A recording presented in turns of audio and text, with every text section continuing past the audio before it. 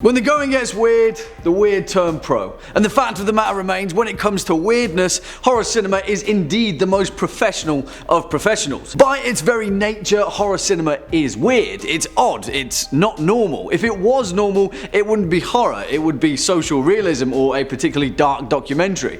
By its nature, horror cinema has to have an element of otherness, of the unknown, the mysterious, the fantastic. But some of those horror films take that concept and do something entirely unexpected, and we're just like, what the hell did I just watch? So let's take a look at it, shall we? Hello horror fans, what's going on? And once again, welcome back to the Scary Channel on YouTube, top 5 scary videos. As per usual, I'll be your horror host, Jack Finch. Today we curiously take a look at the top 5 weirdest horror movies of all time. Roll the clip.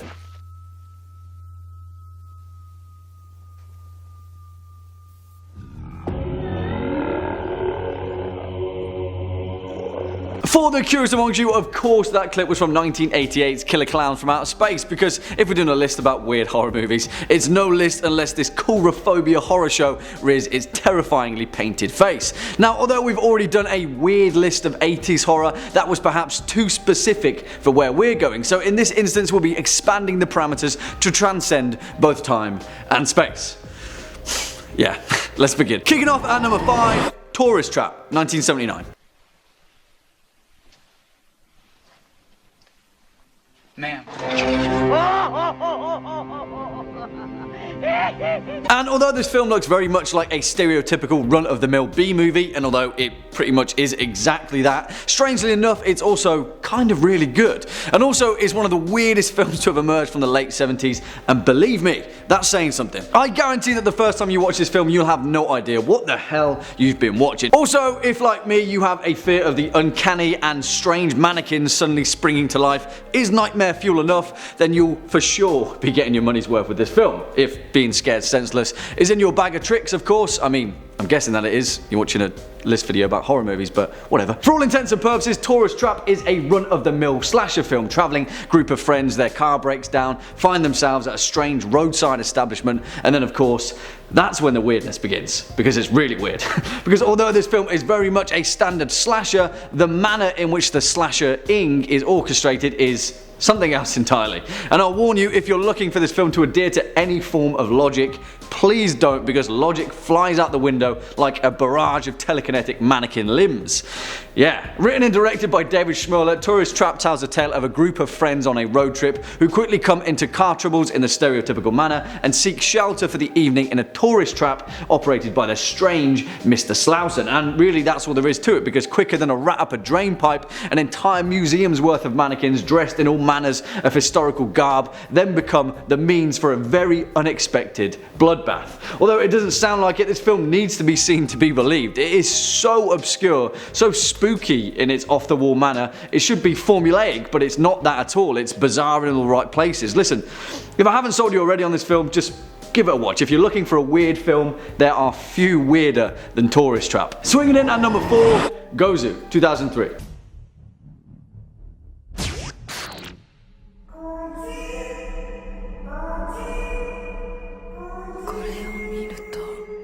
Alright, there's weird, and then there's Takeshi Miike weird. And yeah, I know I'll never fully live down the whole Takeshi Mike ordeal, but come on, mistakes build character, guys. I'm sorry. Now, if we look back through the entire catalogue of Miike's work, there are some absolutely astonishing pieces of cinema, horror aside. Audition, for one, a pretty weird film for the most part, if not terrifying. Ichi the Killer, an absolutely insane onslaught of cinema, but awesome nonetheless. And then there's Gozu, perhaps one of the weirdest films ever made. However, there's weird for the sake of being weird, and then there's weird for the sake of creating a straight up fantastic movie, and thankfully for us, 2003's Gozu falls in the latter camp. Put it this way, in its native Japanese, this film translates literally to Yakuza horror theatre, Cow's Head. It tells the tale of Azaki, a member of the Yakuza in the midst of a mental breakdown, and his brother in crime, Minami, caught between doing the right thing by his friend and being a gangster. For all intents and purposes, this film could come off like a stereotypical Yakuza movie. In many ways, it is a crime drama, although it's also a comedy, and also a horror, and also shocking and bizarre and perplexing, but hey, it's a Takeshi Miike movie, right? He can get away with it. And whilst that mashup may sound a little bit familiar, that's because in many ways it is. Miike has been incredibly vocal about his stylistic intention with Gozu, and for the most part, this film is very clear in its sentimental direction. For the sum of its moving limbs,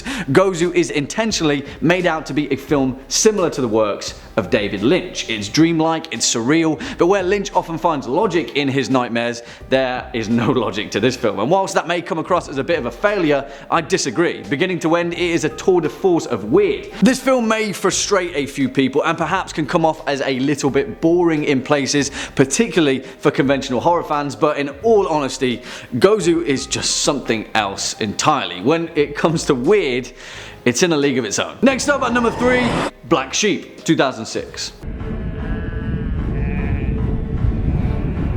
Oh no.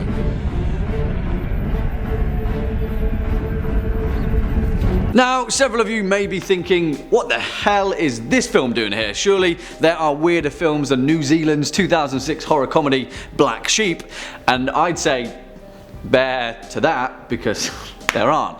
Why do I do this to myself? Why? Because zombie sheep, that's why. And the fact of the matter is, I kind of want this list to be worthwhile as well, because when it comes to weird, there's no point investing a few hours into a film if it's not going to be entertaining. And Black Sheep is one of the most deceivingly entertaining horror films of the past decade. Put it this way, in New Zealand, sheep outnumber human beings by around 7 to 1. And with that ratio, how would the human population fare in a sheep zombie outbreak?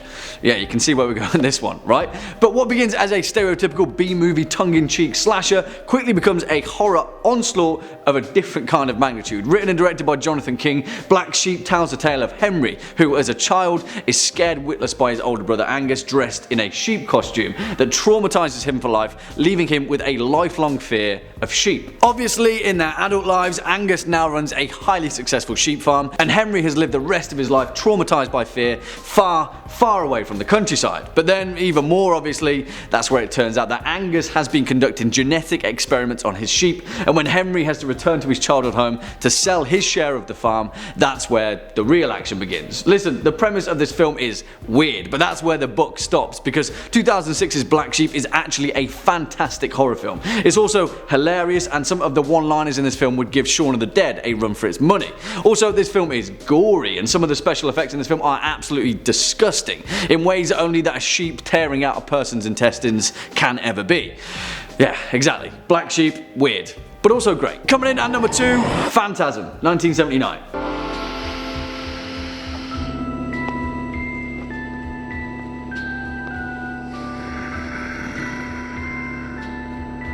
Even for the most die-hard fans of the legendary cult classic Phantasm, as well as its further franchise, there's no denying that the reason this horror series is so beloved is down to the fact that it is so damn weird you can't help but enjoy it. And whilst the later entries of the series are without a doubt the weirdest of the weird, the first entry in the franchise, 1979's Phantasm, laid the seed for one of horror's most underappreciated darlings. Put it this way, for those of you that don't know, Phantasm is the first introduction of the iconic Tall Man, played by Angus Scrimm, a supernatural dimension-hopping undertaker who turns the dead of Earth into dwarf zombies to then be sent to his home planet and used as slaves. Yeah, and that's just the start of it, because it only serves to get weirder. Written and directed by Don Coscarelli, Phantasm has often been described as a film that intentionally doesn't make any sense. And whilst that's partially true, that's a little bit of a cop-out, because I think the fairer way of describing it is that Phantasm intentionally doesn't make any sense to conventional horror. It's weird, but not for the sake of being weird, it's weird because Don Coscarelli wanted to do things his way. And that is the reason why it works. It's like delving into someone's fever dream without them knowing, or like one of those incredibly realistic daydreams that you just can't wake up from. It tells the tale of a young kid named Mike who witnesses the supernatural actions of the Tall Man, a figure that serves as the mortician for the small town of Morningside, and slowly figures to put 2 and 2 together to realise that the Tall Man is something else entirely. And the departed of Mike's young town aren't exactly being laid to rest, but something else is happening. In many ways, Phantasm is as giallo as they come. There are very few explanations in terms of narrative, but then it's also gonzo, and it's a little bit punk. It's horror DIY in all the right places. And then before you know it, you're faced with some surprisingly awesome low-budget physical effects and floating metal spheres start drilling people's brains out. The Tall Man is often lauded as a horror icon, and rightly so, but if you want to see how to make an awesomely weird horror movie crafted with love that doesn't have to make any sense because it doesn't have to, then Phantasm is the film for you. And finally, coming in at our number one spot, House, 1977.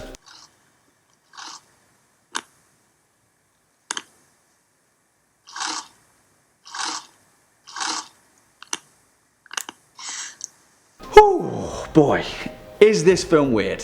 This film is so weird, I don't really know where to begin. Much like Phantasm, every once in a blue moon a horror film comes along that is so frighteningly original that you can't help but stare in awe at how weird and wonderful it truly is. You see, music is very much the same, and 1977's House could be comparable to Captain Beefheart's 1969 album Trout Mask Replica. It doesn't make any sense, it shouldn't make any sense, but somehow, through all of the cacophony of things and non-things and weird little standout moments, it makes perfect sense. I think. Kind of. Put it this way, this film came to life after the film company Toho approached its director to make a film similar to Jaws, and their response to that was to make a film about a demonic house. Yeah, here we go guys. Directed by Nobuhiko Obayasha on a script inspired by his daughter Chigumi, House tells the tale of a schoolgirl and her 6 classmates who take a trip to her aunt's strange dilapidated country home where one by one the girls are consumed by the house. Yeah, and that's pretty much the entire film, and that's also just the start of it. You see, the thing is, this film is hard to recommend to anyone in regard to sitting down and enjoying a horror movie. As a horror experience though, it's the definition of the term. Start to finish, this film is a series of increasingly bizarre moments, strung together in some kind of semi-coherent childhood fantasy, like a young girl skipping through a forest and then unwittingly ending up in the clutches of her demonic aunt and her cat. This film is the visual definition of the bizarre brilliance of Japanese folklore. It's yokai. It's a cautionary tale behind the subtle idiosyncrasies of Japanese culture. For the most part, it looks like it was made by a child, and that's intentional. It's a trip, and when it comes to weird, there are few as weird as 1977's House. Seriously, it's one hell of a bloodbath, but also strangely charming. It's a visual oddity, and when it comes to weird, it's for sure at the top of the pile. Well, there we have it, horror fans, our list for the top 5 weirdest horror movies of all time. What do you guys think? Do you agree, disagree, have any more to add to this list? Let us know your thoughts down in the comment section below, as well as any choice picks of your own. Before we depart from today's video though, let's first take a quick look at some of your more creative comments from over the past few days. Chris Morales says, "Your rule, thank you from a micro house in Colorado mountains." No way, dude. I want a micro house. You rule, Chris Morales, for having a micro house. Thank you. Nicole Futrell says, "Val Kilmer, best Doc Holliday ever." You are damn right he is. He's also the best Jim Morrison ever, and he's also the greatest Mad Martigan ever. Yeah, you heard it here first, guys. We just got ourselves a Willow reference. Damn, I love that movie. Well, there we have it, horror fans. Unfortunately, that's all we've got time for in today's video. Just stick around all the way until the end. If you were a fan of this video or just top 5 scary videos in general, then please be a dear and hit that thumbs up button as well as that subscribe bell. And I'll be seeing you in the next one. As per usual, I've been your horror host, Jack Finch. You've been watching top 5 scary videos, and until next time, you take it easy.